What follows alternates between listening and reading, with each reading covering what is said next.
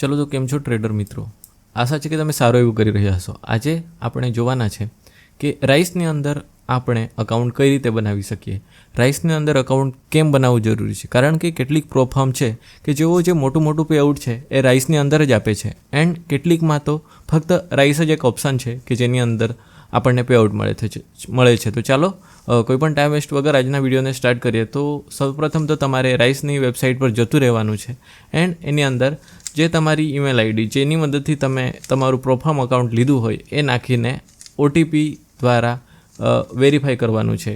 આ વસ્તુનું તમારે હંમેશા ધ્યાન રાખવાનું છે કે જે અકાઉન્ટથી તમે પ્રોફાર્મમાં અકાઉન્ટ લીધેલું હોય એ જ ઈમેલ આઈડી નાખજો, નહીં તો તમારું જે કેવાયસી છે અથવા તો જે તમારું પેઆઉટ છે એ રિજેક્ટ થવાના ચાન્સીસ રહેલા છે. તો આપણે ઝડપથી જે ઓટીપી છે એ નાખી દઈએ એન્ડ આગળની પ્રોસેસ કરીએ. મારું નેટવર્ક થોડું સ્લો છે, તો અહીં ઉપર જે બતાવેલું છે એ આપણે જે પૈસા છે એ મોકલવા માટેનું છે.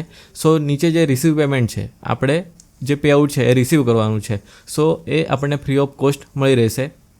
તો એના પર ક્લિક કરીને જે નેક્સ્ટ છે એ કરવાનું છે, એન્ડ ત્યારબાદ તમારે જે તમારું નામ છે એ અહીં તો હું હાઇડ કરી દઈશ because of piracy issue, and I already have my account. So મેં જે એક બીજાનું અકાઉન્ટ બનાવીને તમને બતાવવાનું છું. તો અહીં તમારે જે પણ ડિટેલ છે એ ભરી દેવાની છે, એન્ડ જે પણ તમે ડિટેલ ભરો આગળ આપણે જે વેરિફિકેશન કરીશું એમાં જે તમે પાન કે આધાર જે યુઝ કરશો એમાં તમારું નામ હશે એ જ નામનો ઉપયોગ કરજો, એન્ડ જે વસ્તુ છે એ બધું પરફેક્ટ નાખજો.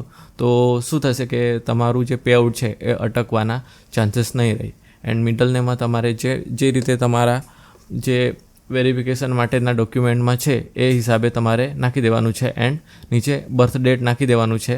એન્ડ જે તમારી રિકવરી ઈમેલ છે કે ફોર એક્ઝામ્પલ તમારી જે મેન ઈમેલ આઈડી છે એ તમે ભૂલી જાઓ તો એના માટે એક બીજી ઈમેલ આઈડીનો ઓપ્શન અહીં રિકવરી ઈમેલ આપેલી છે કે જેની મદદથી તમે તમારું જે અકાઉન્ટ છે એ રિકવર કરી શકો. એ વસ્તુ તમારે અહીં નાખી દેવાની છે. ચાલો તો આપણે ઈમેલ આઈડી નાખી દઈએ એન્ડ પછી ફોન નંબર નાખી દઈએ. ચલો આટલું થયા બાદ અહીં તમારું ઓક્યુપેશન છે એની અંદર તમે સ્ટુડન્ટ્સ નાખી શકો. તમે જે પણ કામ કરતા હોય એ વસ્તુ તમે અહીં એડ કરી શકો છો, અથવા તો જો તમારે સ્ટુડન્ટ્સ ન નાખવું હોય તો તમે અહીં ટ્રેડર પણ નાખી શકો છો. હું અહીં કન્ટિન્યુ કરવાનું છે. એડ્રેસની લાઇન છે, તો એડ્રેસની લાઇનમાં તો જે રીતે તમારા જે આધાર કાર્ડ છે અથવા જો તમે પાન કાર્ડનો ઉપયોગ કરો તો એમાં તો એડ્રેસ નહીં આવશે. તમારા આધાર કાર્ડમાં જે હિસાબે તમારું જે એડ્રેસ આપેલું હોય એ હિસાબે તમારે નાખી દેવાનું છે. તો હું પણ નાખી દઉં છું કે મારા જે ડોક્યુમેન્ટમાં જે હિસાબે છે એ હિસાબે. તો ચલો રજિસ્ટ્રેશન ટાઈપની અંદર તમારે ઇન્ડિવિજ્યુઅલ સિલેક્ટ કરવાનું છે. ઓકે, આપણે 3 ક્લિક કરી દઈએ એન્ડ નેક્સ્ટ સ્ટેપ પર કરીએ.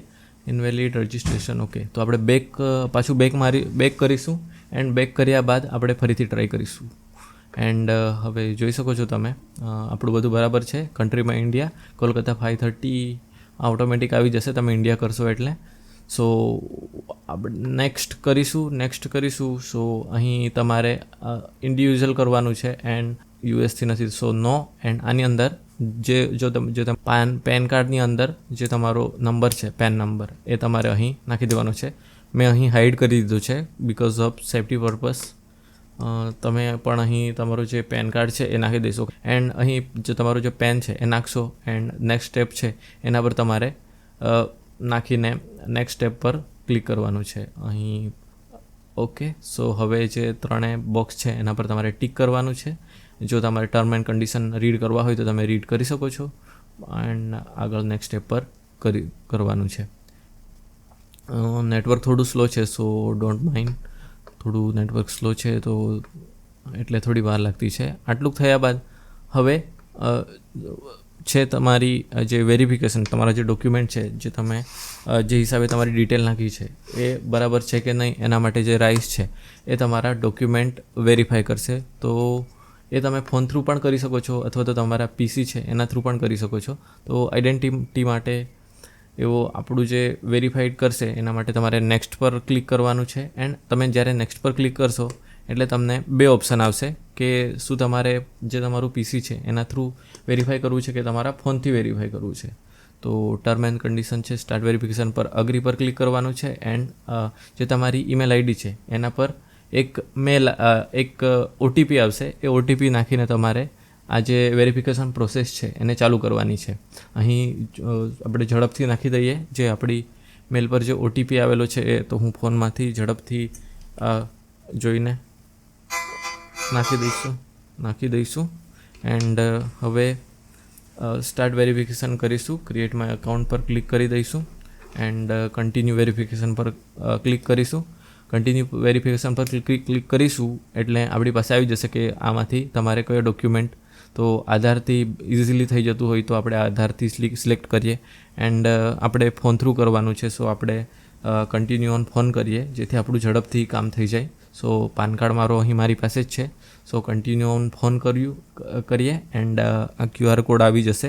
તો તમારે જે તમારું ગૂગલ લેન્સની મદદથી આ QR કોડને સ્કેન કરવાનો છે એન્ડ સ્કેન કરશો અથવા તો જે આ લિંક છે એને કોપી કરવાની છે.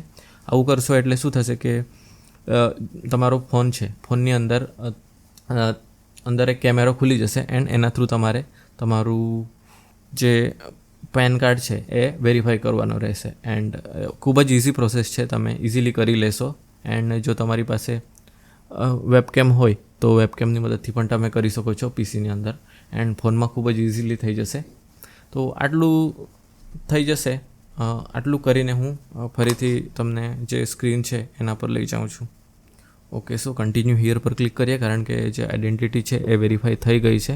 સો આને હું થોડું બ્લર કરી દઈશ કારણ કે આનાથી કોઈ તકલીફ પડી શકે છે. ચલો હવે જે આપણો આઈડેન્ટિટી વેરીફાઈ કરવાની છે કે જે વ્યક્તિ KYC કરી રહ્યું છે એ છે કે પછી કોઈ બીજું છે, તો એના માટે આપણે આ વેરીફાઈ કરીશું. તો અહીં તમને ઇન્સ્ટ્રક્શન દેખાતા છે કે તમારે કોઈ ટોપી અથવા કોઈ પણ ગ્લાસીસ પહેરવાના નથી એન્ડ તમારું જે માથું છે એ આવી રીતે આવી રીતે ફરાવવાનું છે. તો આના માટે પણ આપણે કન્ટિન્યુ ઓન ફોન કરીશું એન્ડ ફોનમાં ખૂબ જ ઇઝીલી પ્રોસેસ થઈ જશે.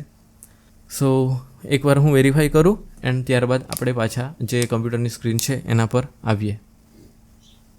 ચલો, તો જે આપણું વેરીફાઈ થઈ રહ્યું છે તેની વારમાં એક વસ્તુ હું તમને કહી દઉં કે જ્યારે તમારું જે ફેસ આઈડી છે એ વેરીફાઈ કરવાનું રહેશે ત્યારે તમારે તમારી જે નેક છે, તમારી ગરદન છે એ રાઉન્ડ બંને બાજુ ફરાવવાની હોય છે એન્ડ એ ફરાવશો એટલે જે ગ્રીન કલરની લાઇન છે એ બનતી રહેશે. ઇઝી પ્રોસેસ છે, તમે ઇઝીલી આ વસ્તુ કરી દેશો. ચલો, હવે આપણે કન્ટિન્યુ હિયર કરીએ. આપણું જે વેરિફિકેશન છે એ થઈ ગયું છે. સો કન્ટિન્યુ હિયર કરીએ.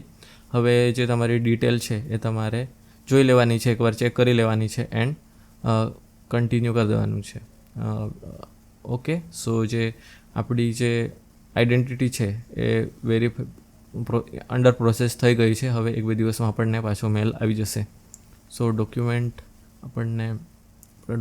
વેરીફાઈ થઈ ગયા છે. સો આગળ હવે વધીએ. ચલો, હવે આ એક ઓનબોર્ડિંગ કોન્ટ્રાક્ટ હોય છે કે જે એગ્રીમેન્ટ આપણે સાઇન કરવાનો હોય છે. તો અહીં ક્લિક ટુ સાઇન પર તમારે ક્લિક કરવાનું છે. ક્લિક ટુ સાઇન પર ક્લિક કરશો એટલે તમારી સામે એક ખૂબ જ લાંબો એગ્રીમેન્ટ આવી જશે. ચલો, એગ્રીમેન્ટ તમે જોઈ શકો છો કે અહીં એગ્રીમેન્ટ આપણને બતાવતો છે.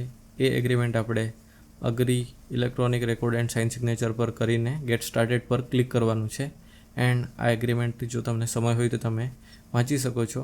એન્ડ આપણે ઝડપથી નીચે જઈએ એન્ડ કન્ટિન્યુ કરીએ એન્ડ કન્ટિન્યુ કરીને આપણે આ એગ્રીમેન્ટને સાઇન કરી દઈએ, સ્ટાર્ટ કરી દઈએ. અહીં જોઈ શકો છો તમારે અહીં સાઇન કરવાની હોય છે. તો અહીં તમારે તમારું જે નામ છે એ લખી દેવાનું હોય છે. સેમ નીચે પણ કરીને ડન કરી દેવાનું છે. સો આટલી પ્રોસેસ કમ્પ્લીટ કરી એટલે જે આપણું એગ્રીમેન્ટ સાઇન થઈ ગયો છે. હવે આપણે આ વિન્ડોને thank four completing your signature, આપણે સિગ્નેચર કરીને જે એગ્રીમેન્ટ છે એને સાઇન કરી દીધો છે. હવે આપણે આ વિન્ડોને કટ કરી દઈએ એન્ડ આ વિન્ડોને કટ કરીને જે આગળની પ્રોસેસ છે કે હવે ખૂબ જ નાની પ્રોસેસ બાકી છે જે કન્ટિન્યુ કરીએ. ચલો, હવે કીપ ધીસ થિંગ સિમ્પલ પર કરીને આપણે આગળ કન્ટિન્યુ કરવાનું છે. હવે આપણે જે પાસવર્ડ છે એ પાસવર્ડ સેટ કરવાનો છે. તો પાસવર્ડ થોડો લાંબો રાખવાનો હોય છે આની અંદર. સો યુઝ આપણે મેન્યુઅલી પાસવર્ડ નાખીને કરવાનું હોય છે, કરવું પડશે. થોડો પાસવર્ડ મોટો છે, સો આ પાસવર્ડ આપણે નહીં રાખી શકીએ, તો થોડું પાસવર્ડ ચેન્જ કરી દઈએ. થોડો લાંબો પાસવર્ડ રાખીએ, જેથી જે અકાઉન્ટ છે એ આપણું હેક કે આવું કંઈ નહીં થાય. એમ તો વાંધો નહીં આવે. ચલો હું પાસવર્ડ સેટ કરી દઉં છું. ચલો ઓકે, સો 3 ટ્રિક માર્ક આવી ગયા છે. હવે એક અહીં તમને ફેઝ આપશે, એ વસ્તુ તમારે કોપી કરી લેવાની છે અને ડાઉનલોડ પણ કરી લેવાનું છે. કે આગળનું જે સ્ટેપ છે એની અંદર તમને એમાંથી 2 ફેઝ તમને પૂછશે. હું એ વસ્તુને થોડું બ્લર કરી દઈશ ડ્યુ ટુ સિક્યુરિટી પર્પસીસ. સો અહીંયા ટિક માર્ક કરીને હવે આગળ જવાનું છે. અહીં જે ફ્રેઝ છે એ તમારે કોઈ જગ્યાએ કોપી પેસ્ટ કરી લેવાનું છે, કોઈ જગ્યાએ લખી લેવાનું છે. કારણ કે જ્યારે તમે લોગિન તમારો પાસવર્ડ ભૂલી જશો ત્યારે એ વસ્તુ જ તમને કામ આવશે. કે મેં કોપી કરી લીધું છે, ડાઉનલોડ ફાઇલ કરી લીધી છે. નેક્સ્ટ સ્ટેપ પર તમારે ટિક માર્ક કરીને ક્લિક કરવાનું છે કે મેં કોપી કરી લીધું છે એન્ડ સેવ પ્લેસ. ઓકે, હવે આને હું બ્લર કરી દઈશ, જેથી કોઈ વ્યક્તિ મારો જે આ જે અકાઉન્ટ છે એને લોગિન નહીં કરી શકે. તો હું 1st and 12th word of the recovery phrase given in during, તો એ વસ્તુ આપણે કરવાની છે ક્લિક. સો કરી દઈએ. એન્ડ 1st એન્ડ અભી 12th નંબરનો કયો છે? ઓકે, તો 12 નંબર પર ક્લિક કરી દઈએ. સો નેક્સ્ટ સ્ટેપ પર ક્લિક કરવાનું છે. નેક્સ્ટ સ્ટેપ પર તમે ક્લિક કરશો એટલે જે તમારું ઓનબોર્ડિંગ છે કમ્પ્લીટ પર ક્લિક કરીશું એટલે આપણું જે અકાઉન્ટ છે એ રેડી છે હવે.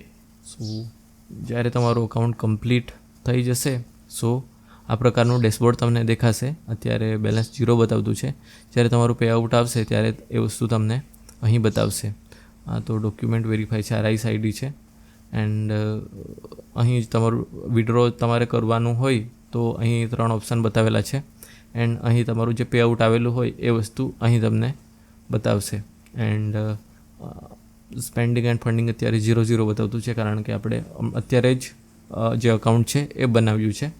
એન્ડ હવે આગળ જે વિડીયો આપણે બનાવીશું એની અંદર હું તમને બતાવીશ કે કઈ રીતે તમે રાઇઝના થ્રુ પે આઉટ લઈ શકો છો. એન્ડ રાઇઝ થ્રુ ક્રિપ્ટોમાં પણ લઈ જઈ શકીએ છીએ આપણે, એન્ડ રાઇઝ થ્રુ બેંક અકાઉન્ટમાં પણ લઈ જઈ શકીએ છીએ. તો એ બંને વસ્તુ આપણે જે આપણું નેક્સ્ટ વિડીયો હશે એની અંદર બતાવીશું. અહીંયા ઇન્ટરનલ બેંક ટ્રાન્સફર USDTથી બેંક ટ્રાન્સફર, અહીં જે તમારા એક્સટર્નલ અકાઉન્ટ છે એ તમે અહીં એડ કરી શકો છો. તો એ 2 વસ્તુ હું તમને અહીં કરીને બતાવીશ. તો આજનો વિડીયો. હોપ કે તમને વિડીયો ઇન્ફોર્મેટિવ લાગ્યો હોય. જો વિડીયો ગમ્યો હોય તો વિડીયોને લાઇક કરજો, ચેનલને સબસ્ક્રાઈબ કરજો. બાકી હવે આપણે મળીશું એક નેક્સ્ટ વિડીયોમાં. Thank you.